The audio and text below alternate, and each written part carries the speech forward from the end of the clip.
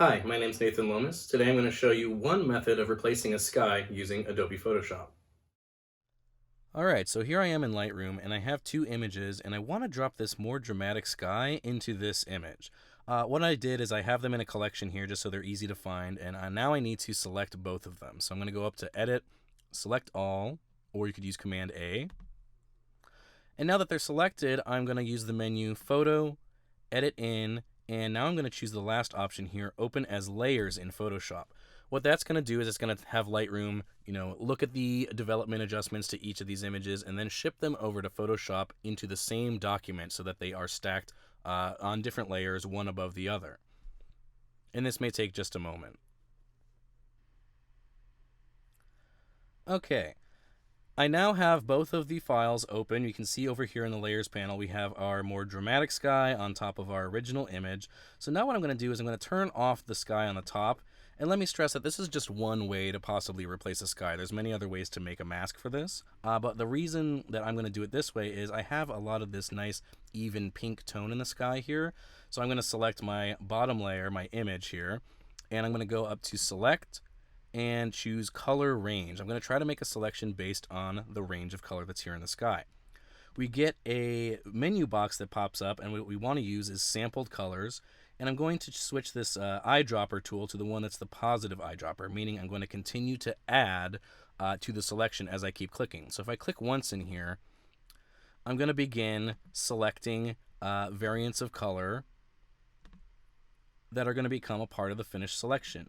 So anything that I see that's white in here is going to be a part of the selection. There are a few things coming into the selection down here, but we're going to remove those a little later on. What you can also do is try to adjust the fuzziness slider. If you bring it over to the right, you're including more tones that are similar to what you chose, and if you limit it lower, you're choosing less tones. So actually, I'm going to opt to keep this a little bit on the lower side, because as we can see, it uses less of the information from down here, and really just keeps most of the selection coming from the sky up at the top. Once you're satisfied with what your selection looks like, you can go ahead and hit OK. And that is going to load a selection that we can use to make a mask.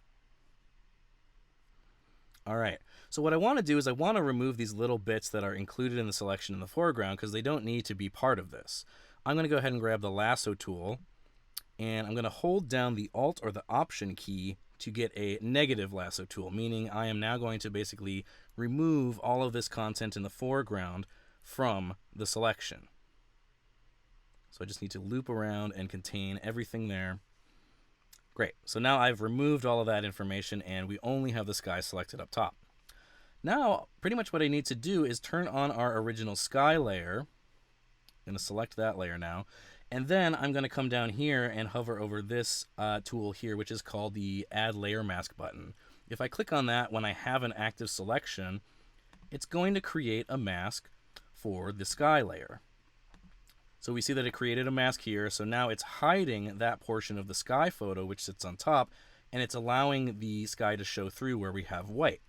Now, I can rearrange and recompose this sky as I would like to if I can click this link icon and basically unlink the photo from the mask. So if I click on this link icon, now I've separated the photo from the mask, and if I take my Move tool, now I can create a more dramatic composition by choosing the area of clouds that I would like to see in the image. So I'm going to bring up some more of these nice clouds and get those higher up in the photo so they're a little bit more present. Something like that looks pretty good. All right, and then one other thing that you can possibly try is you might want to blend some of the original sky from underneath with the clouds on top. If I want a little bit of this pink tone, I can play with the blending modes up top where it says normal here. If I click that, I get this whole list of different ways that the top photo can interact with the layer beneath it. So I can find, one that looks interesting to me. I'm going to go ahead and choose overlay because I think it gives us a little bit of that sort of pink tone from underneath, but it keeps the sky nice and bright. And then one last thing I can do is if I feel like this look is a little bit overdone or a little bit too much, I can always take my layer opacity down and make it a little bit less intense. Something like that I think looks pretty good and looks fairly natural. So there you go. That's one way to replace a sky using Photoshop.